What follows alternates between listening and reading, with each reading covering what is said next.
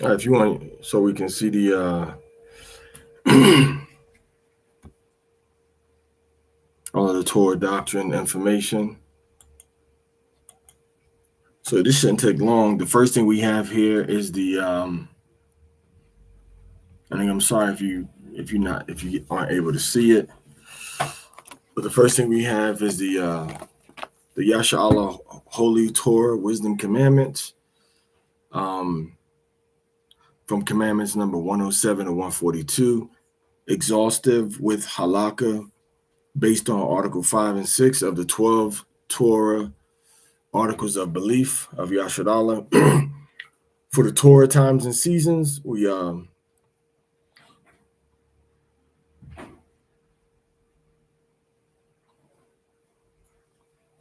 can let's go to we can scroll down, not scroll down, but we can so if you want to look at it like that, you can go ahead and go someplace where you'll be able to to see everything good. All right. So we have new moon, so we're going to be on pages are numbered in the document. So we have the new moon.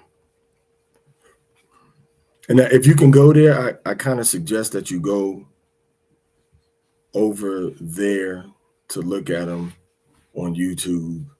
That way, all of the you'll see exactly what we're talking about. Okay. So number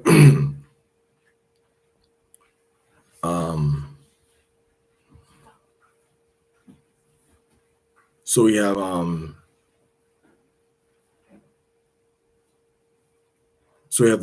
have on page number 17, I believe it is. Okay, we have niggas having some issues with that, I think. You can go there if you want. I mean, it's up to you. All right, so we have Zakarwan ha Tarwai, or Zakarun Teruah, so memorial of memorial of the blowings. All right, so if we go into the scriptures, all right, so let's do this here. Which one of y'all? Anybody? All right, let's do this. All right, let's so we see law number 130. It tells us to rest on the Feast of Trumpets. So let's go to Leviticus chapter 23, verse 24. Let's go to Psalm chapter 81, verses 1 through 5. And remember, when it says on a clear day in there, it's talking about the day when the sky is clear. There's nothing obstructing inside the sky, apparently, which means that, it's dark in the sky, but the darkness of the moon is blocking a constellation sometimes. All right, so let's read Leviticus 20 to 24, please.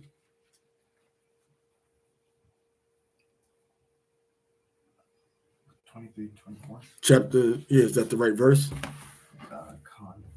Leviticus 23, verse 24. Speak to the sons of Israel, saying, in the 7th month, on the 1st of the month. The 7th month on the 1st of the month, which is coming upon us tonight, because the new moon is going to start on the 20th at night tonight. That's when the new month is going to start. If you look on your calendar, you'll see the time of the actual new moon occurrence.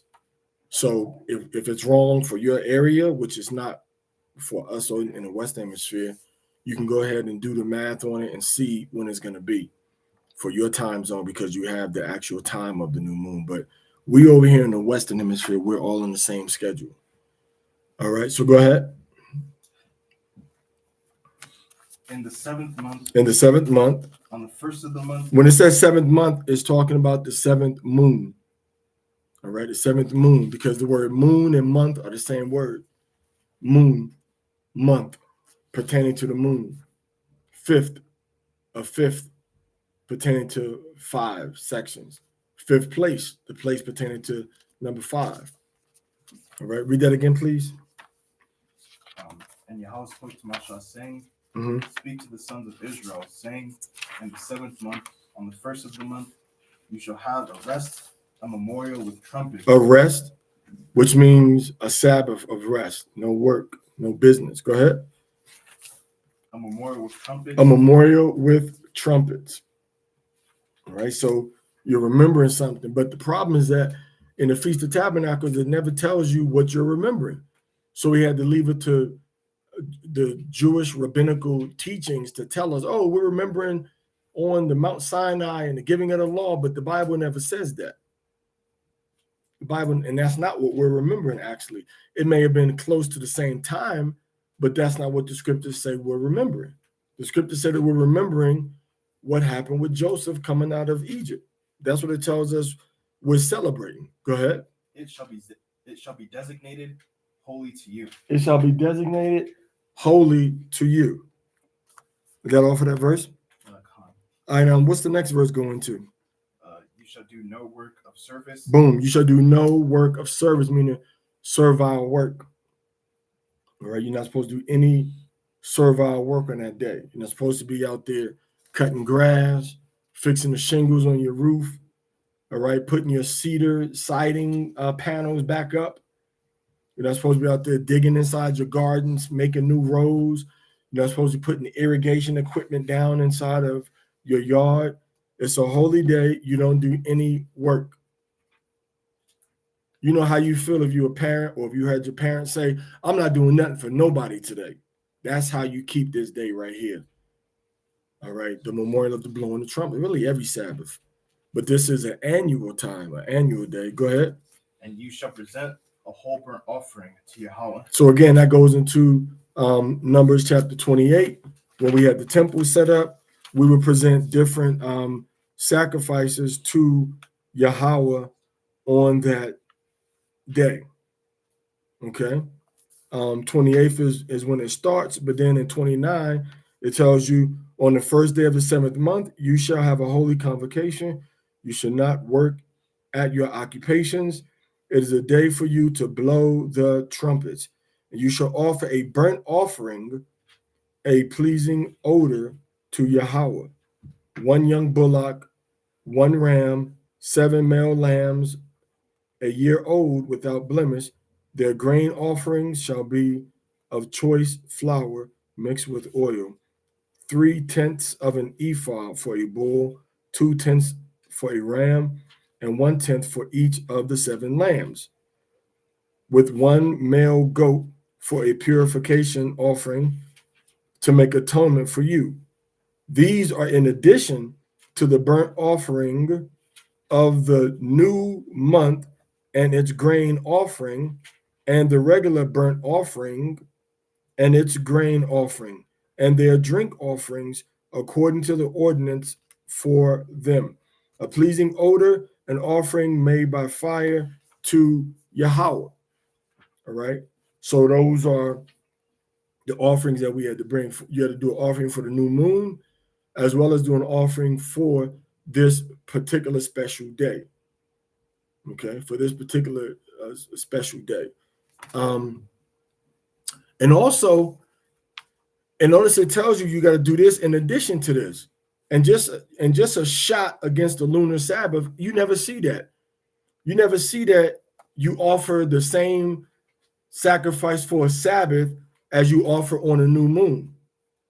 You only do that when they both fall on the same day. But if both of them were the same day, always, if the Sabbath was always on a new moon, then Yahweh would have given us that peace offering and that sacrifice and purification offerings for the Sabbath to be done simultaneous to the sacrifice for the new moon. Everybody understand what I'm saying? In other words, here we see, oh, this is on the same day. This is the holy day of trumpets, and it's going to be on a new moon. So go ahead and make sure you offer both of those offerings to me on the new moon, because this is not just a regular new moon. This is the new moon where we're going to have a special holy day, holiday called the Memorial of the Blowing of Trumpets. Everybody understand what I'm saying? If you don't understand what I'm saying, raise your hand. So on Yom Teruah, the Memorial of the Blowing of Trumpets, you have You have a sacrifice for the new moon that we read about in Numbers chapter 28, verse 11.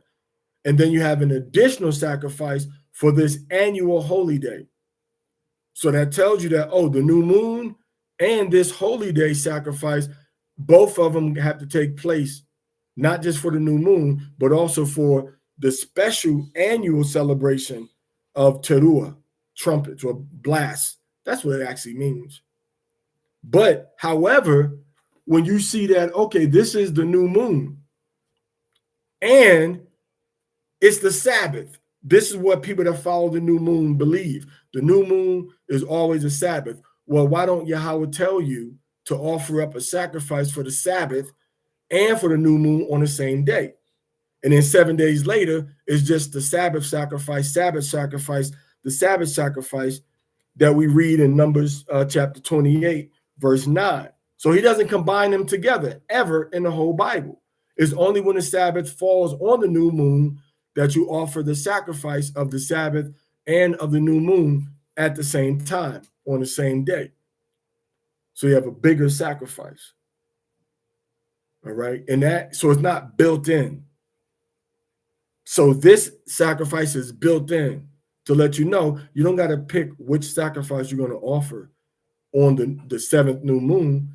You're going to offer one for the holy day and for the annual holy day, as well as for the monthly new moon. So Yahweh doesn't do that with the Sabbath. He doesn't say every Sabbath day when a new moon comes, give me the sacrifice for the Sabbath and for the new moon. Because it's not a common thing. It doesn't happen a lot. And if it happened every month, wouldn't we be told, offer to me the sacrifice for the Sabbath and a sacrifice for the new moon on every new moon? If every new moon began a new set of Sabbaths, right? Everybody follow me? So oftentimes people want to jump around the Bible, but they don't look at all of the evidence. And the evidence is Yahweh said, offer to me a sacrifice on the Sabbath and another sacrifice on the new moon. He didn't put them together ever in the whole Bible. But here we see that this new moon celebration is also a new moon celebration for the annual holy day, right? Now, why isn't Yahweh telling us to offer a sacrifice for the Sabbath if this is when you start to count the weekly Sabbath also, right? Why don't he do that? Because they don't coincide, not on a regular basis for him to have a default system set up, all right? So let's finish reading that verse that you're reading. Again, that's Numbers chapter 28 and 29 if you want to read about the sacrifices. But when you don't read the Torah, when you don't read the law, right, you're not going to be able to make these relationships in different areas of the Bible come together because you're not reading the law. You're not thinking about the law. The Most High said, I want you to offer the sacrifice to me. All right. He said, I want you to offer this sacrifice to me. All right. In verse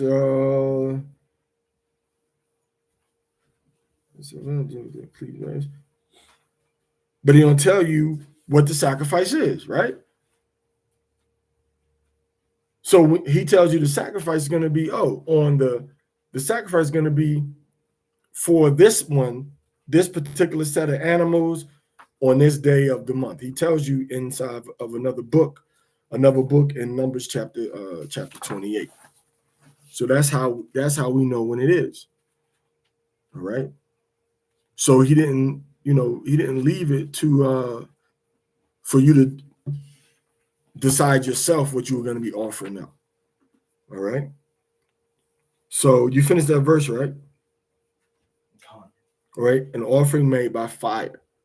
So this shows us that you have a special offering for Yom Teruah, which means the day of blastings. And then you have another sacrifice that's going to be for the regular new moon sacrifice that you offer on every new moon, every day, every month of the year. All right.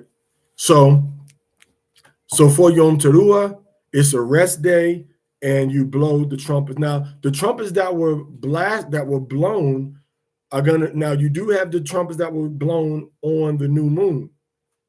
These are the 2 silver trumpets. Okay, these are the 2 silver trumpets that were blown on every new moon. Okay, the long ones. All right. Let's continue in Psalm chapter 80, verse 1 through 5. 80 in the Greek, but 81 inside the Hebrew-based Bibles. Go ahead. The end concerning the witnesses, concerning the winepress, the psalm by Asaph. Mm-hmm. Rejoice exceedingly. Rejoice exceedingly. Rejoice exceedingly. Go ahead. And Elohai our helper. Uh-huh. Shout aloud to the Elohai of Jacob. Sing to Yahweh, which is the God of Jacob. Go ahead. Take up a psalm. Take up a psalm, which is a song. Go ahead. And offer a tambourine. So offer a tambourine. So you're giving praise to Yahweh. Go ahead. A pleasant harp with the lyre. A pleasant harp with the lyre.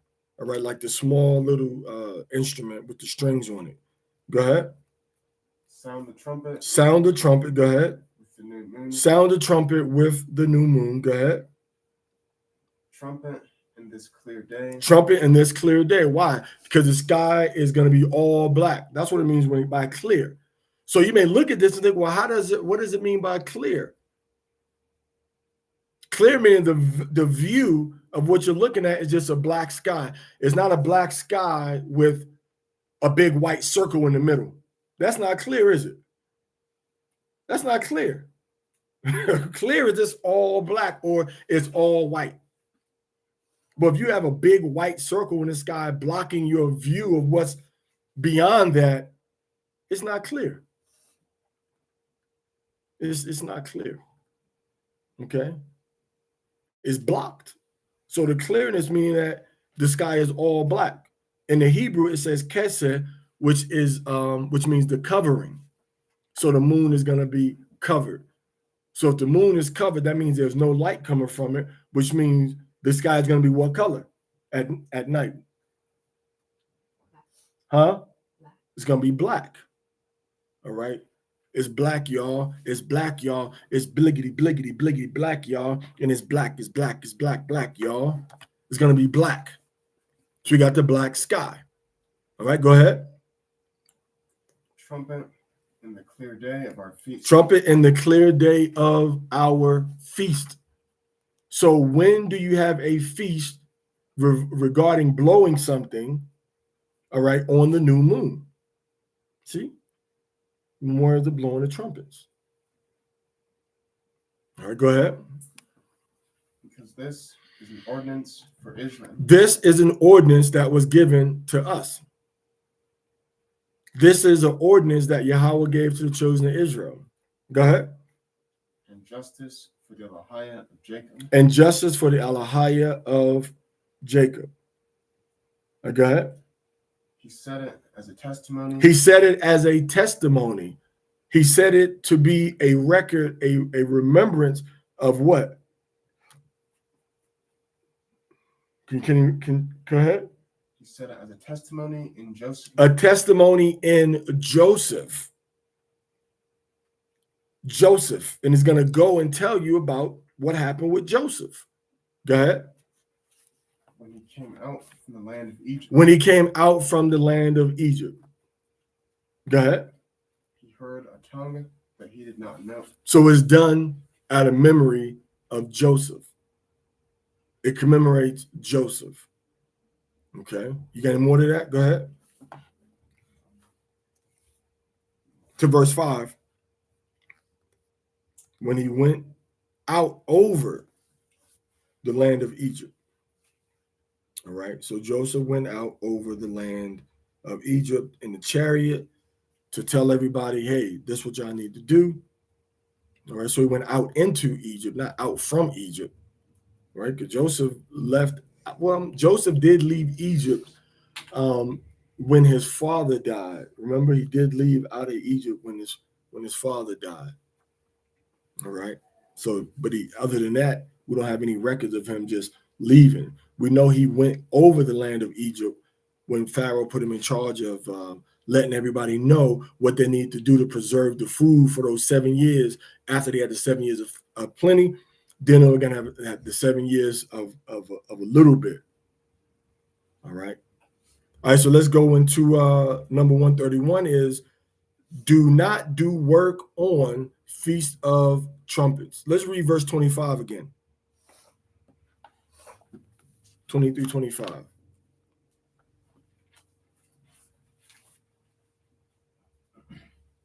You shall do no work of service, and you shall present a whole burnt offering to Yahweh. So don't do any work on that day.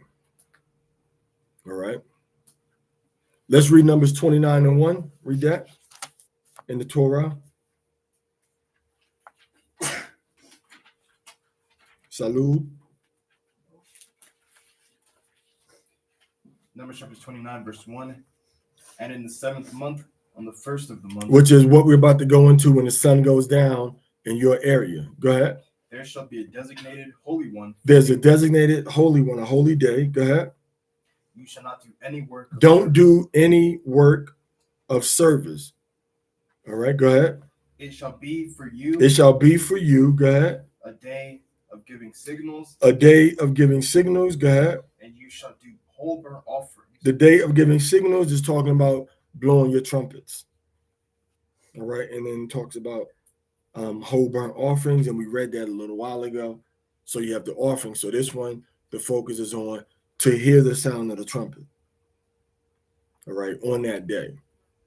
All right, so now with the memorial of blowing the trumpets, Yahweh spoke to Moses, saying, speaking to the children of Israel, saying, in the 7th day, on the 1st day of the month, you shall have a Sabbath, a memorial of blowing of trumpets and holy convocation. You shall do no servile work therein, but you shall offer an offering made by fire to Yahweh. So from this, we have 4 things. The first day of the 7th month is also a Chadash. All right, and you can see that in the new moon section that we have inside of the Torah Doctrine book for times and seasons. Number 1. Number 2, we have to celebrate with the feast. Number 2. Number 3, we have to attend a holy convocation. All right. Number 4, we have no work, no school, no buying, no selling, no business, etc. Number 4. Number 5, we have to blow a trumpet. All right. We have to blow a trumpet on that day. All right. We have to blow a trumpet. All right. So those are, basically, that's basically the overview that we need in order to understand this day. And there's not a whole bunch of misunderstanding or anything that's like hard to understand. All right, for that particular day. It's not really difficult. So again, if we look on this the 7th day, on the first day, all right, we have the all right, on the first day, we have the Yom Teruah, on the first day of this month. All right, on the 3rd day of this month, we have the fast of Psalm Gedaliah, which is a fast to commemorate Gedaliah, which was a central leader of the remnant after Babylon invaded Israel. He was left in charge by the Babylonians. They said, okay, Most High have us coming to take y'all in captivity, but we're going to leave this brother, Gedaliah, in charge. All right, so let's go on to Zechariah chapter 8, verse 13 real quick about that.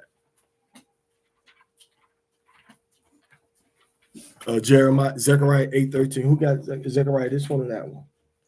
Zechariah 8:13. Let's go there.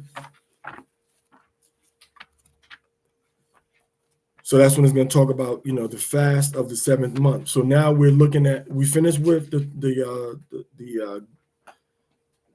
Torah Doctrine document, and now what we're looking at is the Yamim Tovim Yisraelim, all right, which is the Israelite good days or celebratory days of the Israelites. Everybody should have that document either. Please put your document someplace. So everybody has given these documents. They've been uploaded in all of the groups. Everybody here, make a special folder on your Google Drive that says stuff from Parazah. All right, stuff from Parazah, because I can't go looking for it every time 30 people may have misplaced it or something, and the documents have a name. The document for this one, put good days. Search your whole phone, your Google Drive, whatever, put good days, and that document should come up. All right, so just put good days on there and it should come up. All right, I got to do the same thing. Sometimes my stuff is spread someplace, and sometimes I know it's there, and actually I have it printed out, but I don't really use that notebook a lot. The notebook is downstairs now that has this document in it.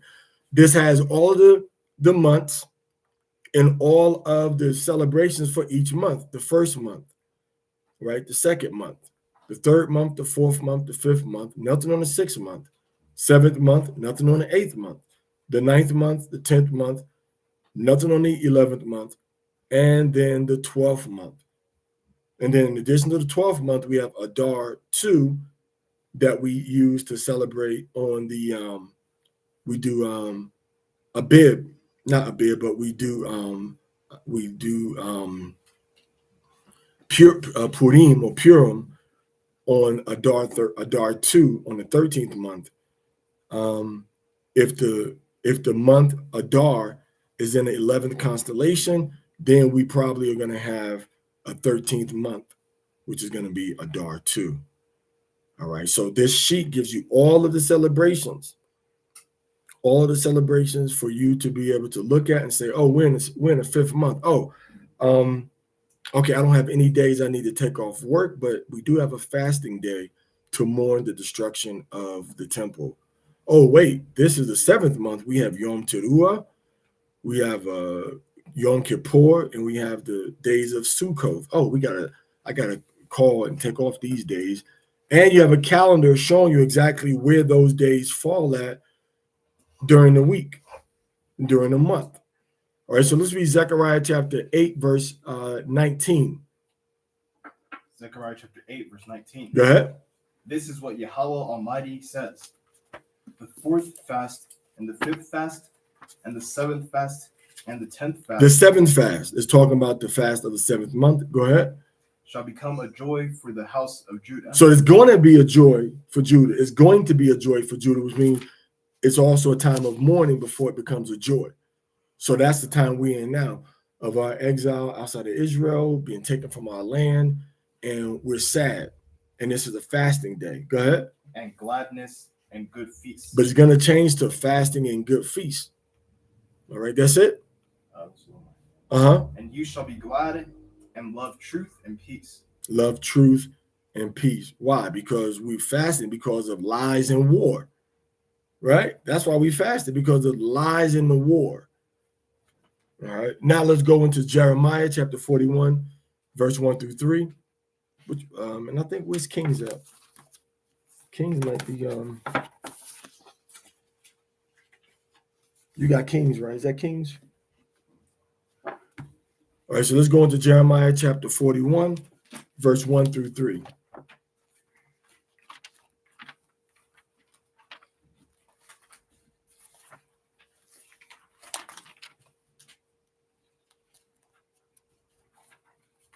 said 41?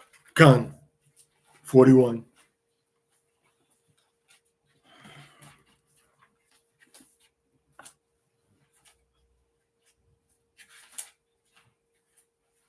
You got the number. You got a number funny.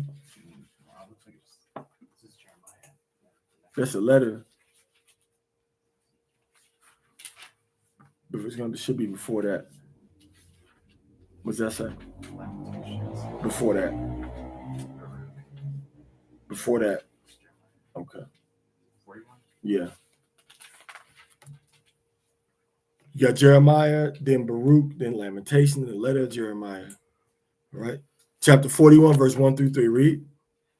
The word that came to Jeremiah from Yahweh. Chapter 41.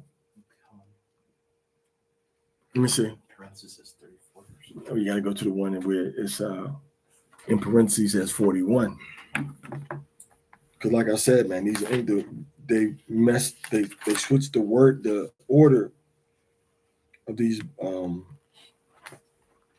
books around. Right here, 48 in the Greek.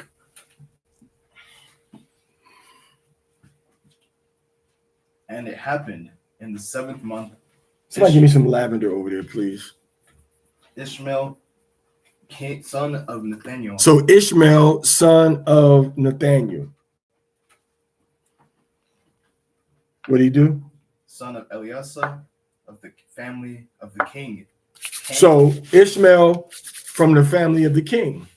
So Ishmael thought that he was supposed to be the one that was going to be in charge because he's from the royal family. All right. What did he do? Came and 10 men with him. He came with 10 guys. And what did they do? To Gedaliah. They came to Gedaliah, which is Gedaliah. Go ahead. At Masharah, Mm-hmm. and they ate bread together there. They ate bread. So he said, man, let's have some food. Go ahead. And Ishmael got up, and the 10 men who were with him, and they struck Gedaliah, whom the king of Babylon had appointed over the land, and all the Judeans who were with him at Masharah, and all the Chaldeans who were found there. All right, so they killed him. All right. So Ishmael also, no, you can put that on because when it gets in the air, they don't like that. All right, so what it says Ishmael also killed all the Judeans who were with Gedaliah. So all the Israelites that was with him, he murdered them. God, give me that. Give some of that to somebody, man. It has a dropper on it and it comes out when you put it upside down.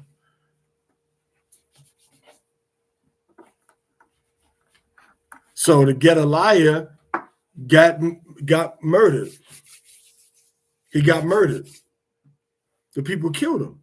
Well, Ishmael killed him, and it happened in the 7th month. So that's why we had the fast of the 7th month on the 3rd day of the month to commemorate the murder of this brother that was set up in order by the Babylonians who conquered us fair and square by the power and authority and by the orders of Yahweh.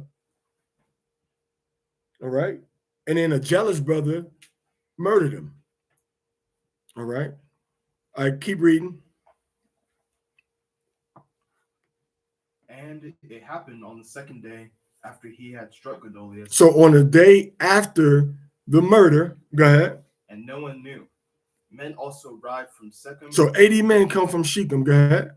And from Salem, and from Samaria, 80 men with their beards shaved and their clothes torn and beating themselves. So these guys were mourning. Go ahead. And manna and frankincense in their hands to bring to the house of Yahweh. So when you read all this, these guys was in a mournful state because remember, this is the captivity. So people were mad and sad. Okay. They mad and people are sad. All right. So let's go into 2 Kings chapter 25, verse 21 through 25. 2 Kings 25.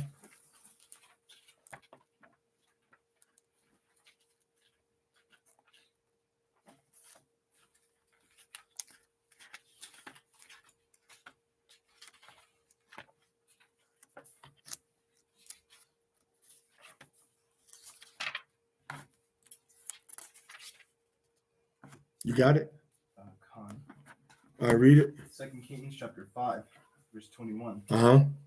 And Gehazi hurried after Naaman. No, that's not it. 4 Kings. It's going to be 3 Kings. If you want to, because 2 Kings comes after Samuel. So it's going to be the 3rd, it's going to be the 4th book in that 3-book series. Right? Chapter 25, verse 21. Go ahead. Let me see.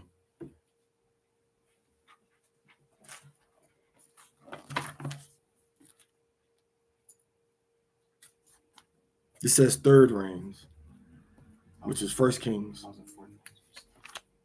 Huh? I was just in fourth. Wait.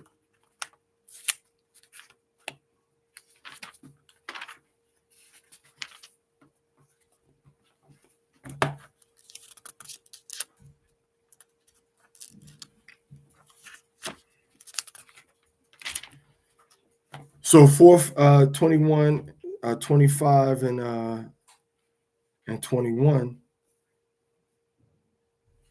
It says, and the king of Babylon struck down. All right. And the king of Babylon struck down them and put them to death in Deblatha, in the land of Hamath. And Judah was exiled from upon its own land, talking about Judah. All right. And as for the people who were left behind in the land of Judah, whom Nebuchadnezzar, king of Babylon, had left behind, he also appointed over them Gedolius, son of Achikim, son of Shaphan, and all the commanders of the force. They and their men heard that the king of Babylon had appointed Gedaliah, and they came to Gedaliah in Masphah, okay, or Mizpah. That's in Israel. It's a city still over there now. They and their men, both Ishmael, son of Nehemiah, and Ionan, son of Kari, and Sariah, son of Thamanath, and Netophanite, and Zezonias, son of Makathai. All right, and Gedaliah swore to them and to their men, and said to them, fear not a passing of the Chaldeans.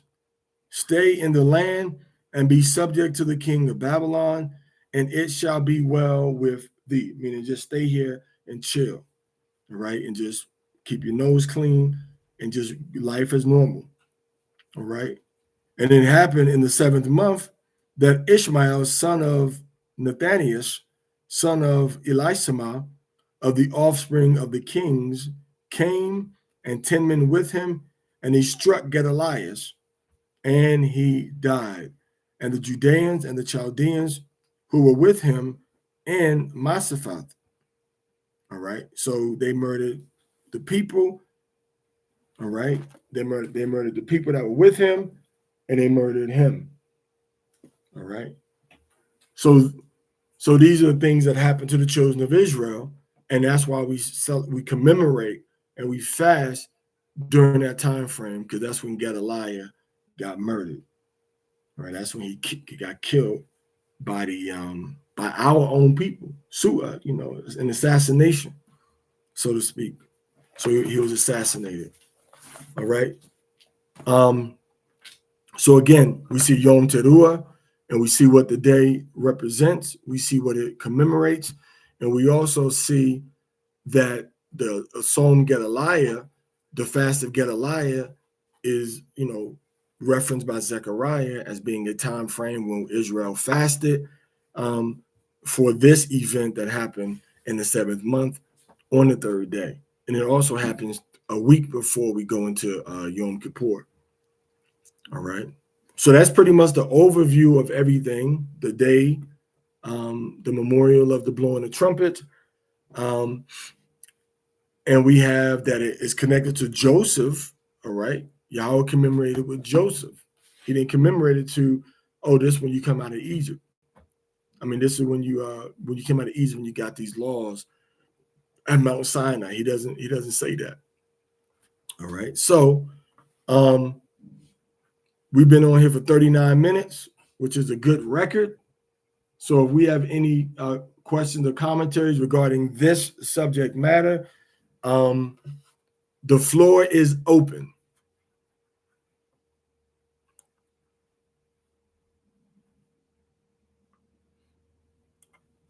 Anything relating to this matter. And don't feel compelled if you don't have nothing to say. All right. So if anybody want, and let's keep it topical. The Sabbath is almost over. What in this in this time zone it is. All right. But anybody want something? The floor is open. I yield the floor. Hallelujah. If I may speak. Okay. Con. It actually sounded like somebody else was trying to come off the microphone. Let them go first.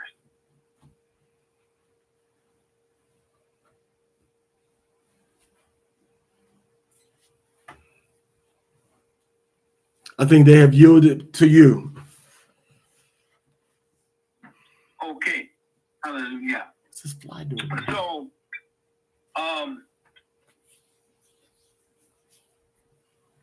the formation of priests that do the Tekiah, Teruah, Tekoa, or whatever your style is in terms of the different sounds of the trumpet blast. Is there any word or formation, or shall I say, like official minimal trumpets that are blown? Like, for example, is there a kind of what do you call it, a minion of trumpets that are blown? I'm just throwing this out here because I thought about, this is a master musician, and what I've seen in terms of Ethiopia, there is a chorus, or shall I say, I've seen snapshots and pictures.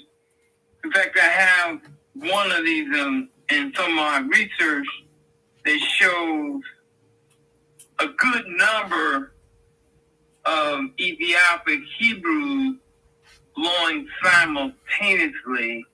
And I don't know if that's reflective of Yom Teruah or that it's coincidental. I'd like to hear what you have to say about that, Elder Teacher. Yeah, my answer would be short. I'm not interested. I'm not aware of any minimum number of trumpets besides the 2 trumpets that were blown over the offerings at the memorial at the new moon. So it seems very inclusive, and it seemed like it would have been ordered by Israel, and it seems like the whole land would have been told, okay, at this time, because what happened in ancient Israel, they would have, from the temple, they would announce certain stuff. You'd hear sounds. So it seems like everybody would say, hey, when you hear this sound, just like when we heard, in Babylon, when you hear the sound of the coronet and everything, you're going to bow down and worship and all of this. So it seemed like it would have been something that was universal within earshot of the temple for you to blow it when you heard the temple telling you it's time to blow. That would be the most sensible indicator that I would think of, because it is a holy convocation and everybody is commanded to be together, and it is a memorial of a blasting. But I've never seen anything written to this regard. In this regard, I've never seen anything that tells you how many people need to blow it. But it seems like it would have been everybody that could blow would be blowing at that time when the temple authorities indicate, hey, blow your trumpet now. Everybody, 3, 2, 1, blow. That's the only response or answer I can give.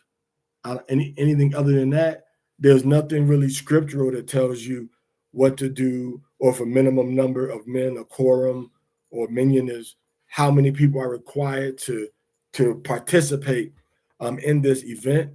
And we can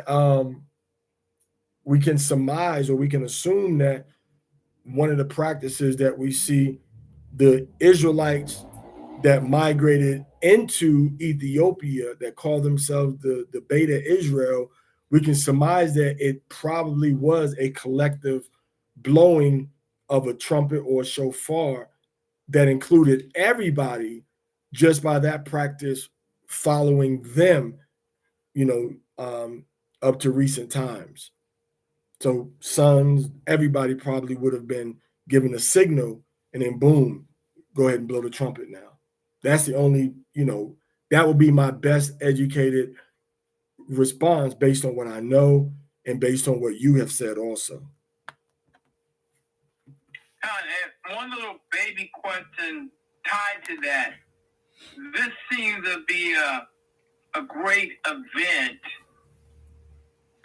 like none other. And the one thing I can just logically rationalize that it could have been kin to was the Kayans or Cohens. Kayans is the Ethiopic style of saying priest.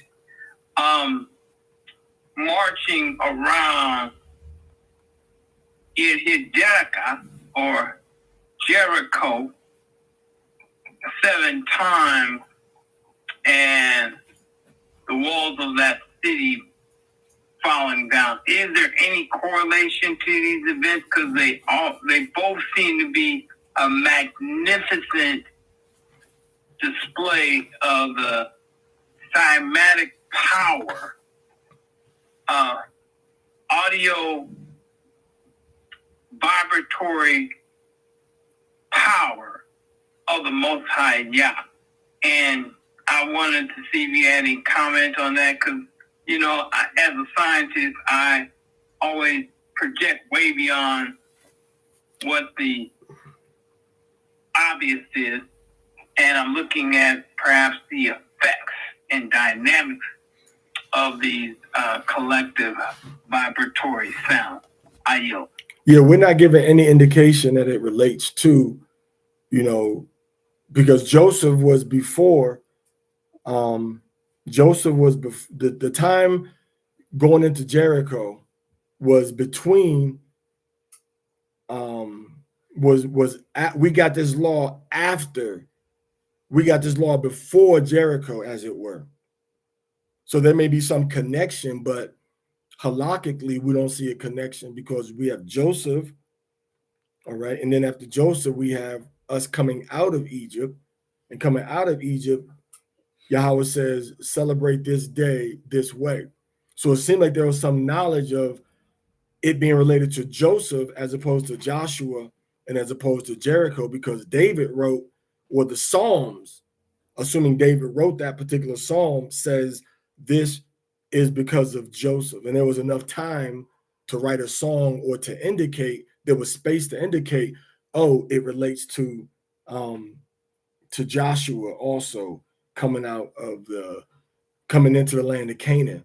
So maybe there's some type of unspoken relationship, but Yahweh never makes any association, and no prophet or no biblical author ever makes any association. The only clear association that we have with Yom Teruah is with Yosef or Yahweh when he was in the land of Egypt. That is the only clear relationship we have between the celebration of this day and a specific person or event in the Bible. Anything else would be, speculation.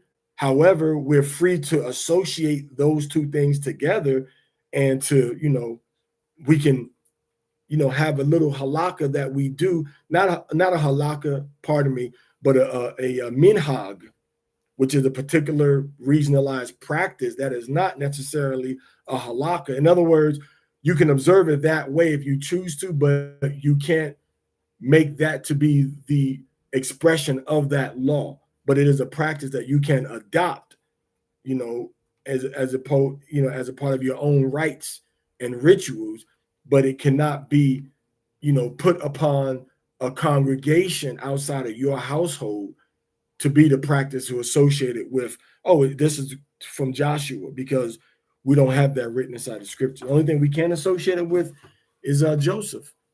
And how we express it or how we observe it, that's optional too, because we're not told. Particularly, we are told in Numbers chapter 10 that the Levites are the ones that's supposed to be blowing these silver trumpets, and that included on the first day of the 7th month also.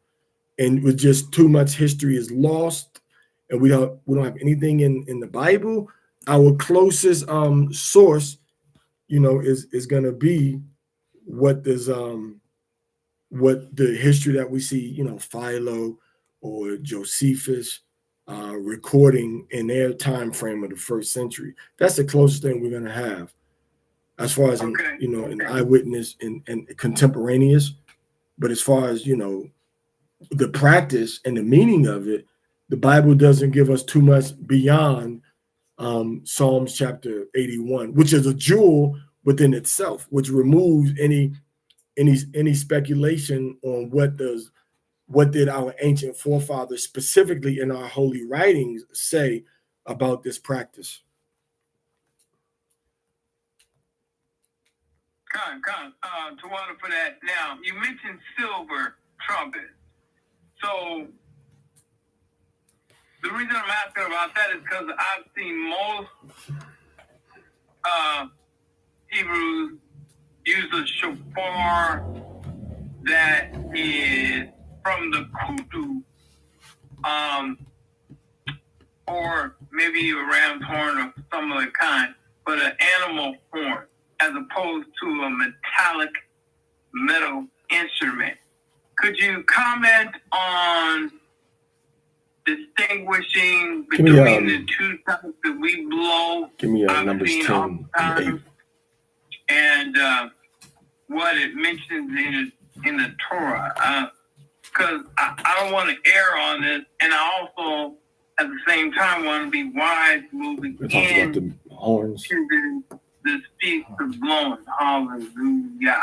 I yield. All right, and read Numbers chapter 10, verse 8. And the sons of Aaron, the priests, shall trumpet with the trumpets, and it shall be to you for a perpetual precept for your generations.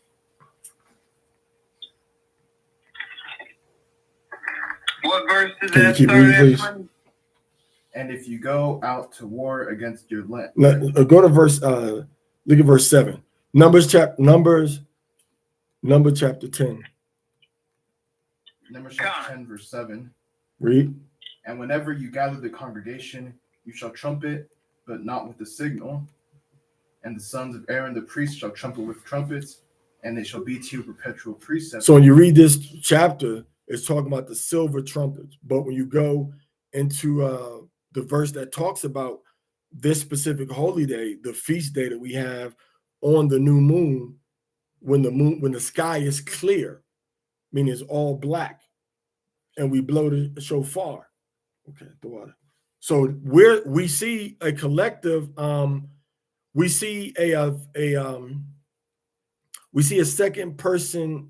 We see a second person mandate in the grammar of Psalms chapter 80 was it 81, right? Psalms chapter 81. We see it saying, you all blow the trumpet, which we can take as being, inclusive or collective for the children of Israel. So we're told to blow this trumpet, the shofar, the specific word there, it says shofar. However, read again in Numbers 10. Numbers chapter 10, verse 2. Numbers chapter 10, verse 2. Go ahead. Make for yourself 2 silver trumpets. 2 silver trumpets. Go ahead. You shall make them beaten. Make them beaten, meaning you're gonna mold them. You're gonna shape them. Go ahead. And they shall be for you to summon the congregation and to remove the camps. Mm-hmm. And you shall trumpet with them, and all the congregation shall be gathered together at the door of the tent of witness. Right. So you trumpet and all. So these are talking about the silver trumpets. All right.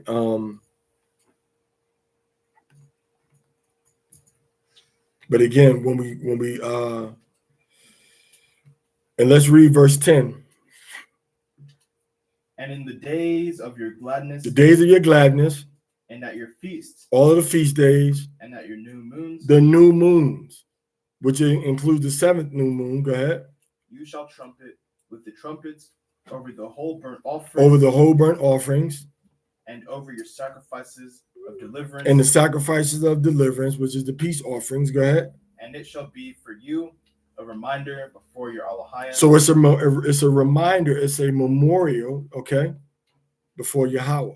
So this is where we see the silver trumpets, verse 2 of Numbers 10 and verse 10 show us the silver trumpets. All right. But when we go into the Hebrew, and when we go into the Hebrew for Numbers, for Psalms, Psalms chapter 81, anybody, Psalms chapter 81, in verse, it says, what does it say? Does it say Teruah? It says, what does it say? Teruah? Teruah? What? Huh? Shofar. This says Shofar. This says Be Kodesh. Be Kodesh. So it says blow on the new moon the trumpet. Be Kodesh Shofar. All right. Give me a Hebrew. Somebody give me a Hebrew book.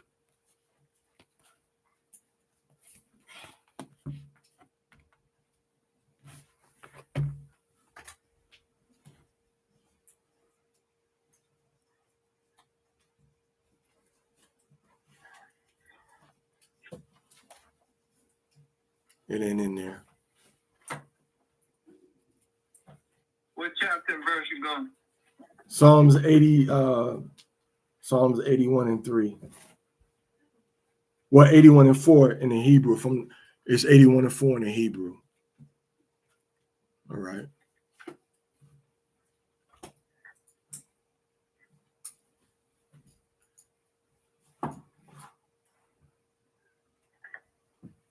And in English, it's going to be 81.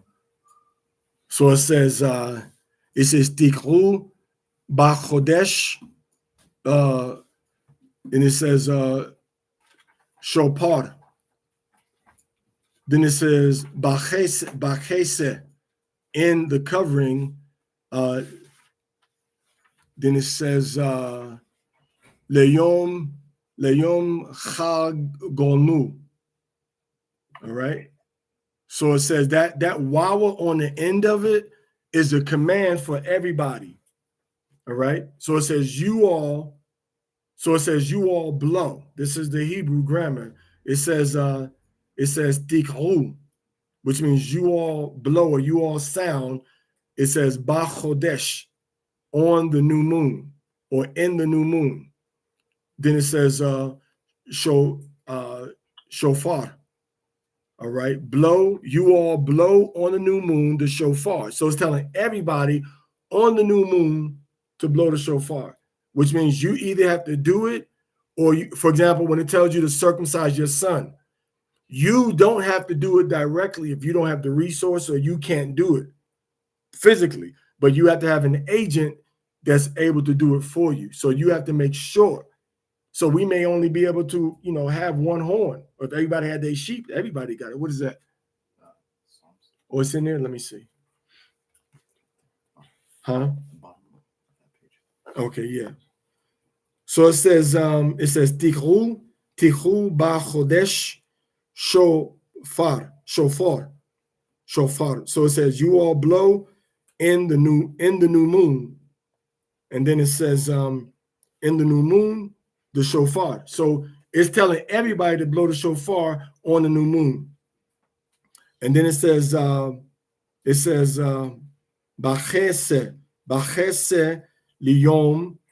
It says in the covering liyom, to or for the day, chagenu. All right, chagenu. So again, hour. So it says hour, and then so we have two we have basically two pronouns in this verse. Okay, we have two pronouns in this verse. The first, the first pronoun is a verb which commands you to blow. So it says, "You all blow the shofar," or blow the shofar, blow the shofar. So blow in the new moon shofar. Then it says, in or on, in the covering. All right, in the covering. All right, in the covering on the day of our feast. So you have you all blow our. All right. So the author is telling us that this feast is our, but I want all of you all. All right. It's a command. The same when the Bible, when you go into the courtroom, it says in English we'll say all rise, but in Spanish we'll say levántense, or levántense, or something like that. Everybody levitate yourself, or stand, not levitate like Harry Potter, but just everybody stand up. All right, everybody stand up, like stand. All right. So that's how we'll see that verse. So to end this aspect of it is telling everybody that can blow that trumpet, the shofar, or with the animal horn. But the Levites, when we look at Numbers chapter 10, verse 2 and 10, approximately, it tells the Levites to blow that silver trumpet, those two silver trumpets. Okay, so that's the answer to the question. All Israelites that could blew that trumpet, the shofar, but the Levites were commanded to blow the two silver trumpets at the new moon. All right, and you can also you may be able to surmise. You don't know how many times they blew it, but we may be able to surmise that it was blown over the sacrifices, which took place at the third hour and the third hour of sunlight in the daytime, and the ninth hour of sunlight in the daytime.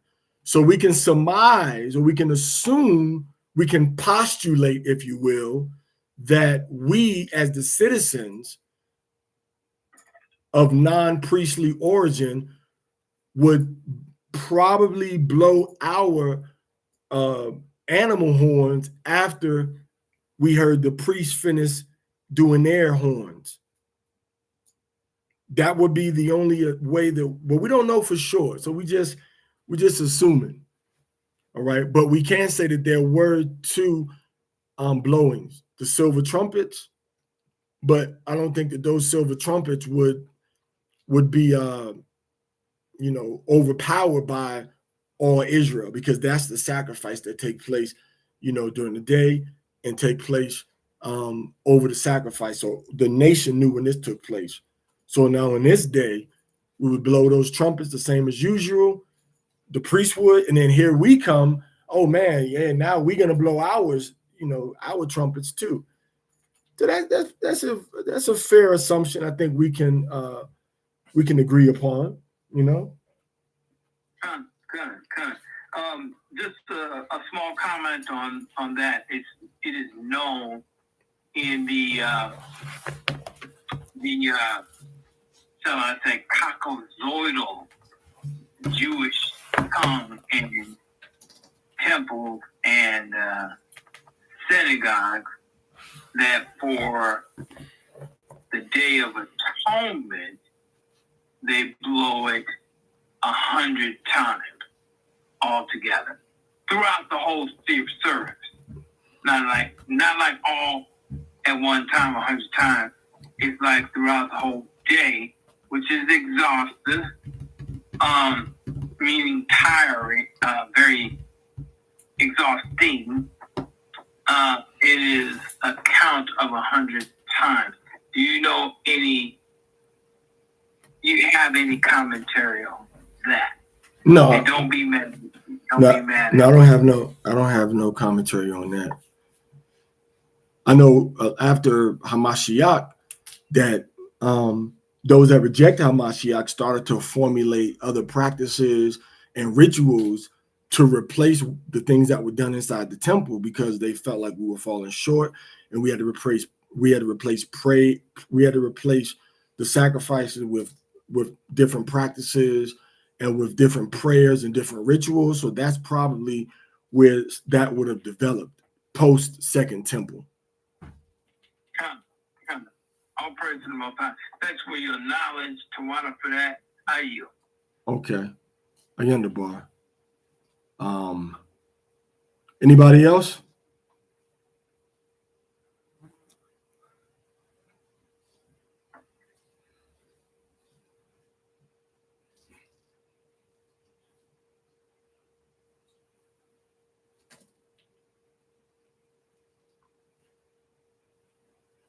Anybody else?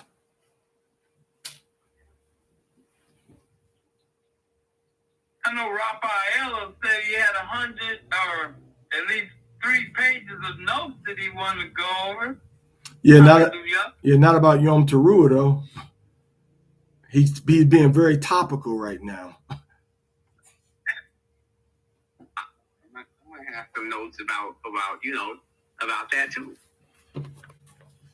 Just maybe. No, I don't. It was very clear and concise. But one question though about it is when we sacrifice, because what we notice is that it gives you the instructions to the animals that got sacrificed, right? But was that per person or was that one for the whole congregation? That was for the whole nation. The priest would do that for everybody. Because I was like, nah, ain't no way it was going to be one per person, because then, that would have outlasted the whole, just the whole feast, the whole celebration, the whole ceremony. It was just outlasted it. Okay, so calm. All right. Just if I can clarify your question and your response, are you saying this particular sacrifice, or are you referring to all the sacrifice? For example, the peace offering, which not is necessarily done at this time. I think that's to be a personal animal offering and sacrifice per the individual when you come and do a peace offering. Am I out of order with that question, Zaquan? Now you kind of did more statement than question, so you got to back up to the question, man. Yeah, Raphael, I think you were talking about the quantity of animals that are sacrificed at the time of sacrifice. My question really is that You're saying was he asking about sacrifice in general or Yom Teruah specifically? And I think he seemed like he was, when we read the sacrifices about Yom Teruah, you were asking about Yom Teruah and the sacrifices, if everybody did a special sacrifice on trumpets, or if it was something that was done for everybody by the priest. Is that what you were asking, Rapayala? That's what I was asking. Yeah, the priest did it for everybody. Now, that's different than other sacrifices that you need to, a voluntary peace offering between you and Yahweh is different than this. Okay, right. You've hit the nail on the head one more time. The nail just said, ouch. So, excellent answer. I yield. Okay. All praise to Yahweh. And also remember that Josephus, just speaking of blowings, Josephus Josephus tells us that the priest blew the horn right before the Sabbath started to let us know not to work, to stop working. All right. I think he talks about that in Wars. Wars, it tells, I don't, where's Wars at? In Wars 4, 9, 12, he talks about that. what this means is that the Israelites, there'd be no need for him to say that if you don't have to stop work at nighttime, if the Sabbath only starts if the Sabbath is going to start at sunrise. There's no need for you to oh, we got to stop working now because it ain't time. All right. It ain't time to keep the Sabbath yet. So you see these little tidbits of information and things that just get mentioned casually, but they kind of straighten up the false doctrines that a lot of people are following and believing. All right. So everybody, we have to really, pay attention to that and know that, we have answers to all of the things that we need clarity about, but people don't study outside of. They get a doctrine from the Edomites. All the stuff we doing following the Edomites, they get doctrines from the Edomites. Then Tahar is the one. Tahar is the wicked Israelite that brought in that whole lunar Sabbath into children of Israel. And Nathaniel is the wicked Israelite that brought in the white moon, new moon, into Israel. Okay. And then Barak and them is the wicked Israelites from the house of David that brought in the Sabbath. The new moon is going to be, hey, come on, don't do all that extra stuff. You're messing stuff up around here. Is the time frame that going to be the crescent moon. We didn't do that. Other Israelite groups did it. Other Israelite communities did it, but that was, like 4th century AD when it changed. And the record is in the history when they talk about the different Israelites in the eastern part of the world that were still keeping the memorial of the blowing the trumpets, Yom Teruah, under the black moon, the Kesef. And it specifically says Kesef, what other holiday is celebrated when the moon is covered. So all these there's a lot of Israelite devils. We can't blame everything on the white man. All right, a lot of Israelite devils brought in these false practices, trying to imitate Babylon. All right, so you got Methathwa and Barak. You got Methathwa and Barak. You have Zaquan. You have Nathaniel, Bishop Nate, and then you have Apostle Tahar. These are all Israelite leaders that brought in demonic, wicked doctrines into Israel and forsook what we learned from our original elders that brought 12 tribes together. And the brothers haven't repented.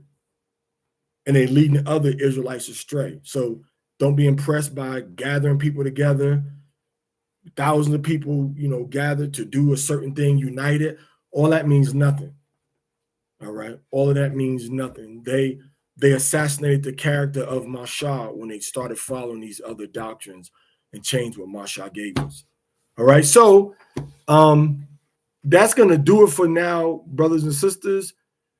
If there's anybody else, Hannah or Daniela, Rapaya Allah, Masha, Khadijah, Kalea, Jay, Hadassah, Karashallah, Ayla, or Rapaya, you came to the mic already.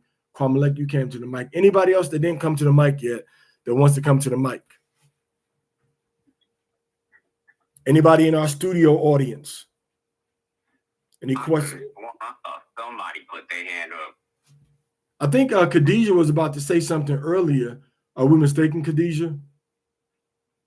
It was me, but I was just going to say the same thing you finally said, so there's no point in me repeating myself. What was that? What were you going to say? About the Hatzotzera is different from Shofar, so we see the Shofar being attached to Yom Teruah. Okay. Con. Therefore, even though we know that that the silver trumpets were blown in the feast days, but not necessarily is the one for the commemoration or the memorial of the trumpet. Okay. So that was the shofar. So you had the silver trumpets being blown regardless, but in addition to that, now you had the shofar being blown also on this day, you know, and quite naturally, the priest probably would, some of the Levites probably would have been blowing that trumpet also, but we just don't have enough information to know when and how they blew it. So you're pretty free to do it, you know, as you want to. You know, it could be, you know, you could blow it. You could have 7 minutes when everybody's just going crazy with it. You know, 420 seconds. Everybody just blowing for 7 minutes. You know, much as they want to. Could be something like that. You know, that would make sense. You know, could be at, you know, it could be at the 7th hour of the day. At 7 minutes after the 7th hour, you're going to blow for 7 minutes. All right, which would be about 1:07 p.m. approximately, but it's the 7th hour that the sun is at, you know, above the horizon. All right, from when it starts to come above the horizon, when you have sunrise, you count 7 hours from there. All right, so I'm just guessing. I'm probably wrong, but that could be, you know, a possibility. So from 6, 7, so 7 minutes after. Or it could have corresponded with the morning, the 3rd hour, and the 9th hour sacrifices in the morning and between the evenings. You know. All right, so if there's nobody else, reply, y'all. Sorry, we don't got time to discuss the 3 pages you got. You know, maybe we could either do it one-on-one, or we can discuss it at another point before the next Sabbath. But it is important to address all of the issues that we have concerns about and things that we want to share. But our time is limited. But you know, we can have another session at some point for that purpose. All right. It's okay. Time is of the essence. We will though. And it keeps on slipping into the future. Time keep on slipping into the future. All right, Israel. So Yawadiah and Khadijah, y'all are on here too. That you using super data today. Did y'all have any questions that you wanted to, or comments? Either one of you two sisters? Even though for you, Khadijah, that's a double shot right there. I did. I messaged you my question about the sacrifices and whatnot. I just wanted to know if we're still doing the sacrifices, although Yeshua came in the place of the Lamb.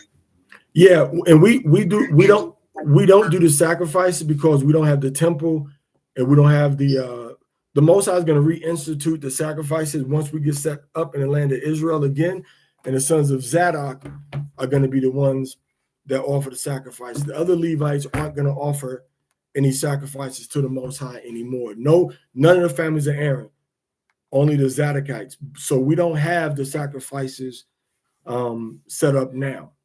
So no, we don't offer sacrifices outside the temple, outside of the altar, and outside of the Aaronites that the Most High had ordained to offer those sacrifices.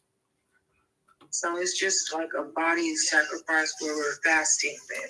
Yeah, we went over last week. Paul talks about in Romans chapter 11 to offer your body as a living sacrifice and to your holiness.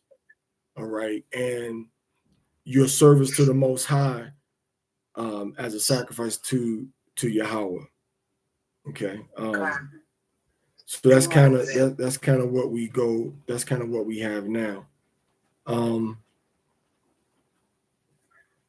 So let's look at Ezekiel chapter 44 real quick, if somebody can get that. I'll read it because y'all moving too slow to get these scriptures, man. Ezekiel 44 and 9. All right. Thus saith Yahweh, Adanya Yahweh. Get Ezekiel 34 and 30, Ezekiel 44, 9.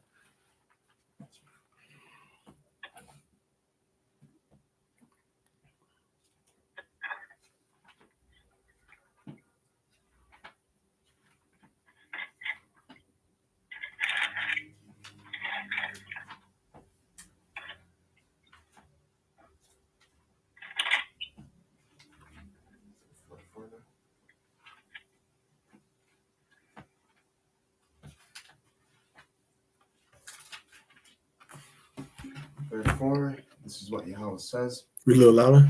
No alien son, uncircumcised in the heart and uncircumcised in flesh, shall enter into my holies among all the sons of aliens that are in the midst of the house of Israel. So he's saying that the Gentiles that are not circumcised can't go into the sanctuary, but the other ones can. The ones that are circumcised can. Now, this is talking about the Gentiles that are living among us. They're going to be able to go into the temple. Ezekiel 44 is a vision of what when we get back into the land. Read. But the Levites jumped away from me. The Levites who betrayed Yahweh and started offering idols to idols. Go ahead. When Israel went astray from me after their notions, they too shall receive their injustice. When you're dealing with making clothes and stuff, when you have like sequins or little, like little jewels like this that I have, or little things like this, they call these notions. So when it says notions, it means the physical things that people had for worship. The amulets, the small idols. That's what it's talking about, the notions. Going after idolatry. Read. And they shall be ministering as doorkeepers in my holies at the gate of the house, and be ministering to the house. They shall slaughter the whole burnt offerings and the sacrifices for the people, and they shall stand before the people to minister to them. Because they were ministering to them in front of their idols, and it became to the house of Israel. Let's go to verse 15. It says, but the priests, the Levites, the sons of Zadok, that kept the charge of my sanctuary when the children of Israel went astray, they shall come near to me to minister unto me. They shall stand before me to offer to me the fat and the blood. All right. So Yahweh says that any Levite that went away from him is not going to offer them sacrifices. Only the family of Zadok is going to offer the sacrifices. Unto Yahweh. Okay. And let's go into real quick. So nobody else can be doing them sacrifices. Only Zadok. Okay. Let's go to chapter 48 of Ezekiel. And let's read verse 11. And read a little faster, please, so we can follow you, because kind of dragging it out a little bit. Read Ezekiel chapter 48 and read, let's start with verse 10. Go ahead. Of these shall be the first fruit of the holies. The priest shall have 25,000 northward and seaward. In breadth it shall be 10,000, and southward 25,000 in length. And the mountain of the holies shall be in his midst. The consecrated priests, sons of Zadok. The consecrated priests, the sons of Zadok, the holy sanctified priests. Go ahead. Who keep the guard over the house, who did not go astray. The ones that didn't go astray. Go ahead. In straying of the sons of Israel, as the Levites went astray, to them shall also be the first fruit, as given from the first fruits of the land. So it's going to be the first fruits of the first fruits of the land is only going to be given to Zadok. All right, let's go into chapter 43. Ezekiel chapter 43, and let's look at verse 19, verse 18 and 19. And he says to me, Son of man, this is what Yahweh says, the High of Israel. These are the ordinances of the altar in the day of its making, to offer upon it whole burnt offerings, and to pour blood against it. And he shall give to the priests, to the Levites, from the offspring of Zadok. Only the priests, the Levites, from the offspring of Zadok. Go ahead. Who come near to me, says Yahweh, to minister to me, a calf from the cow for a sin. Okay, so again, you keep seeing all these sacrifices are going to be made, but only the Levites are going to be, only the Levite priests of Zadok are going to be doing all of these sacrifices. No other Levites going to be doing sacrifices anymore, only from Zadok's family. Okay. Nobody else. All right, so it's only going to be Zadok's family.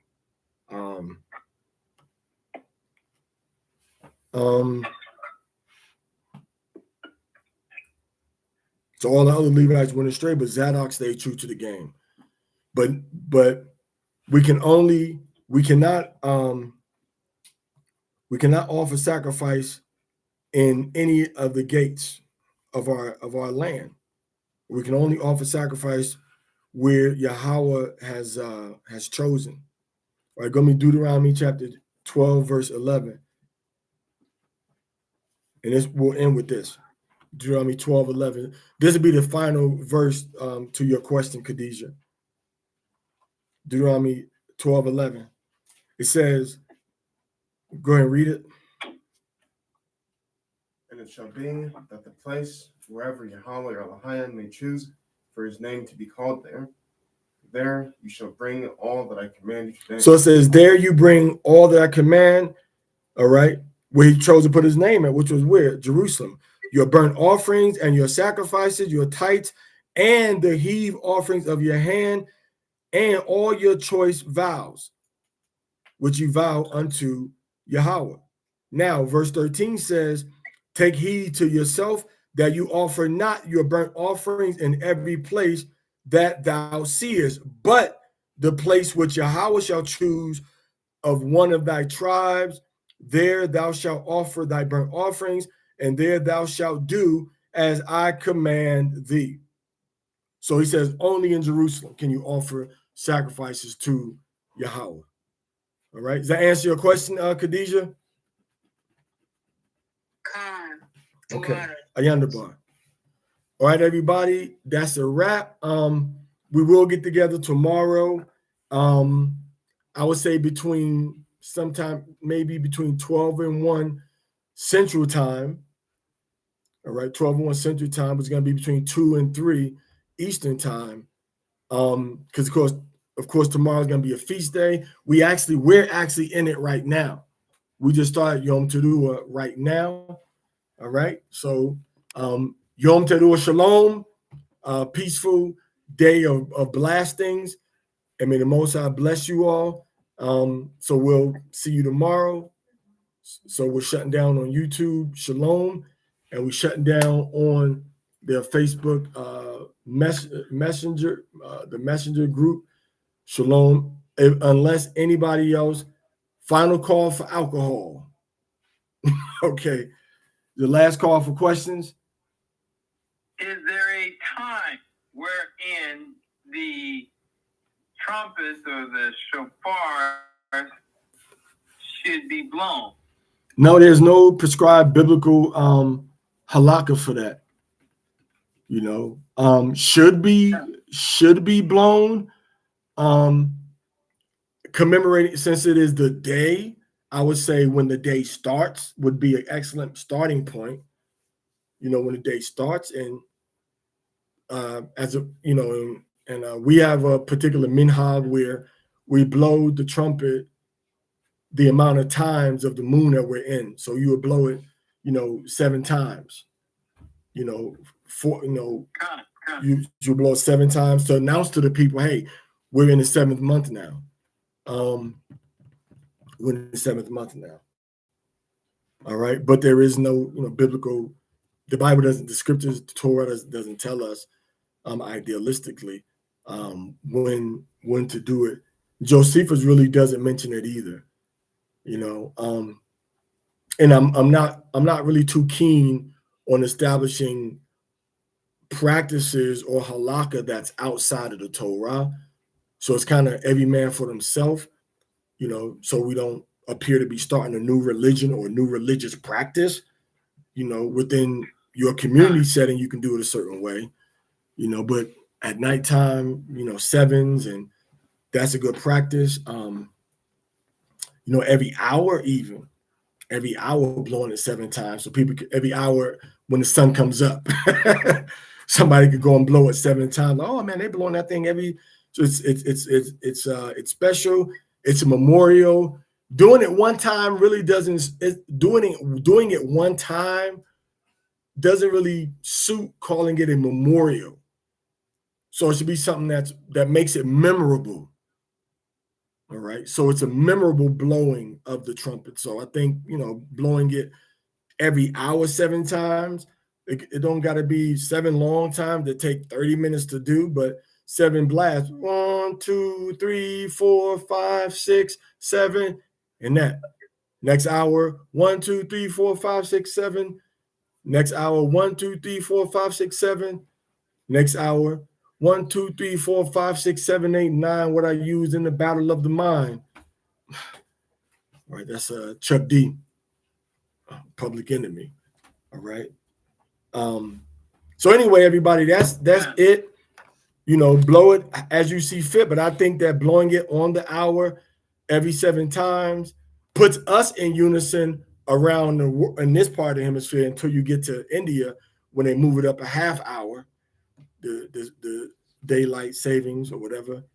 But if it's 9 o'clock, 10 o'clock, 11 o'clock, 12 o'clock across America and everybody's doing it at the same hour, then that's good. So that's commemorable also. That's memorable, So if it's 9 o'clock in 9 o'clock in the Pacific, 10 o'clock Mountain, 11 Central, and 12 Eastern, and 12 Pacific, 12 Atlantic, that puts everybody on the same schedule, but in Israel, it probably was something like that, and it doesn't have to be the same person every time, but just every hour, boom, we're going to blow this horn, blow this shofar. All right, everybody, that's going to do it for today. So, we'll see you in the morning, afternoon, early afternoon, morning, depending on your time zone. All right, Shabbat Shalom and Yom Teruah Shalom, everybody. Shalom. Shalom. Shalom. Hazak. Very good teaching, Hebrew. All praise to Yahweh. All praise, hallelujah. Dwada for your input, everybody's points that they shared, questions, and the questions bring out more information, more knowledge to help you get a better grasp of it personally, and then collectively as a nation too. So Dwada for the thoughts provoking, insightful inquiries also. All right. Shalom, Mashpaka. Shalom. Shalom. Hallelujah. Hallelujah. Shalom.